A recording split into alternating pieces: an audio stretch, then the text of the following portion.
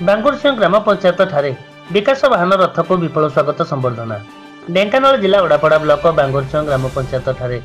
सोमवार दिन सरपंच चंद्रमा दलई गोष्ठी उन्नयन अधिकारी स्थानीय बीजेपी नेता ब्लॉक कर्मचारी पंचायत निर्वाही अधिकारी समिति सभ्य पंचायतर वार्ड सभ्य सभ्या समेत महिला स्वयं सहायक गोष्ठी सदस्य आशा अंगनवाड़ी कर्मी एवं पूर्वतन सरपंच तथा समाजसेवी जगबंधु दलई यह कार्यक्रम में जोगदे यही विकास रथ को स्वागत एवं संबर्धना जणाइथिले। परिक्रमा रथ पहुंची एलईडी माध्यम सरकार विभिन्न जनकल्याण योजना संपर्क में लोक अवगत करथिला। या सहित राशन कार्ड भत्ता स्वास्थ्य कार्ड जॉब कार्ड गोष्ठी उन्नयन अधिकारी और सरपंचों द्वारा पंचायतर हिताधिकारी मानक बंटन करथिले एवं यही कार्यक्रम में पंचायतवासी सहयोग करथिले। Dhenkanal Maheshwar Sahu report Durga news 24 Odia. आपन जानी जे आमर लोकप्रिय सरकार मोहन माझी सरकार तो 1 वर्ष पूर्ति होती तो से 1 वर्ष पूर्ति उपलक्ष्य राज्य सरकार गत विगत 1 वर्ष कौन कौन सब विभिन्न दिगरे विकास लाभ कर स्कीम गुड़िक मैंने प्रदर्शित करने विकास वाहन यात्रा यहाँ एका बेले समस्त ब्लॉक रे समस्त जिले में चली आमर आज पंचम दिवस आज तृतीय कार्यक्रम सकाळु आज आमर गुंडई तापर पड़ापड़ा ग्राम पंचायत सरी बर्तमान बांगुरसिंह चलती तो ये 1 वर्ष मध्य सरकार विभिन्न विभाग में विभिन्न क्षेत्र में जहाँ जहाँ उपलब्धि करगुड़िक आम एलईडी मध्यम लोक अवगत करूँ।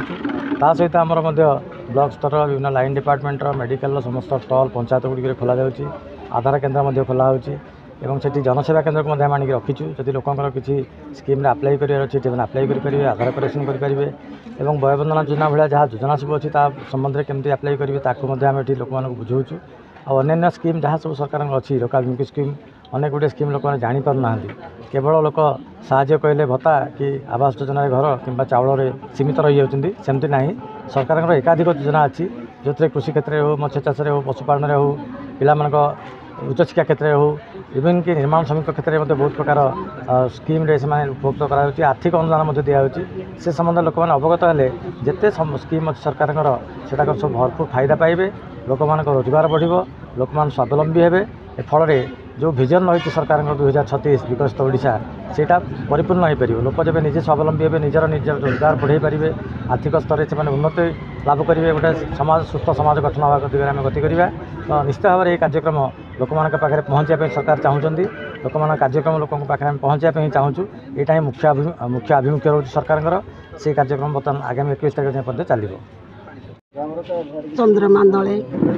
बांगुरसिंह पंचायतर सरपंच आज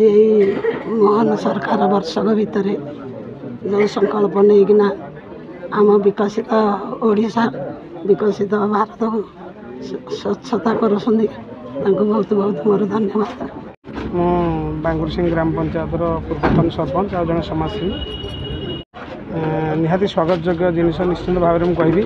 कहीं बीजेपी सरकार आज 1 वर्ष पूर्ति भितर जो विकास वाहन जो यात्रा कार्यक्रम थिला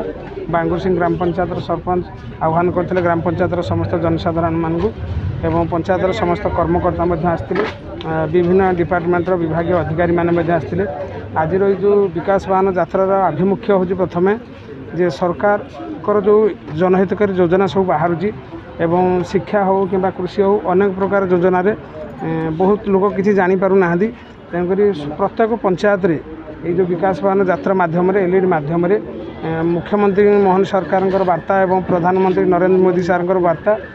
समस्त जनसाधारण शुणी पारे और सरकार जो योजना सब अच्छी कि आगामी दिन जो कार्यक्रम अच्छी ता विषय लोक मैंने उपलब्धि हो पारे जेहेतु देशर प्रिय प्रधानमंत्री नरेंद्र मोदी महोदय कहते विकसित ओडिशा विकसित भारत करने 2036 सुधा जो विजन से सरकार रखी से विजन केवल सरकार तो चेष्टित हेले हेबनी तापाई समस्त जनसाधारण एवं समस्त व्यक्तिविशेष चेष्टित हवा निहाती दरकार कहीं ये राज्य आमर ये देश आमर तेणुक सरकार को आम संपूर्ण सहयोग करने दरकार समस्त जनसाधारण एवं समस्त व्यक्तिविशेष सरकार जो योजना आम भरपूर सुविधा पाइपर एवं महिला माने स्वावलम्बी किपरि हो पारे जमी एवं आम सुभद्र योजन अनेक महिला माने पाई पारिछंती योजनार अंतर्भुक्त हो लाभ उठाई बहुत महिला स्वावलम्बी होती तेणुक सरकार जो पदक्षेप एवं जो विकसित ओडिशा और विकसित भारत करने जो संगठन जो विजन रखिंट सरकार मु निश्चित भाव में जड़े भारतीय नागरिक हिसाब से निश्चित भाव में मुझे संकल्पबद्ध हेबी जे सरकार प्रत्येक विजन में मुझे सहयोग रखी और प्रत्येक जनसाधारण को सचेतन करने सहित गोटे विकसित देश और विकसित राज्य कर संकल्प हेबी। जदि आपंक आम भिडी भल लगा तेब आम चैनल को लाइक शेयर और सब्सक्राइब करने को जमा भी भूलु नहीं।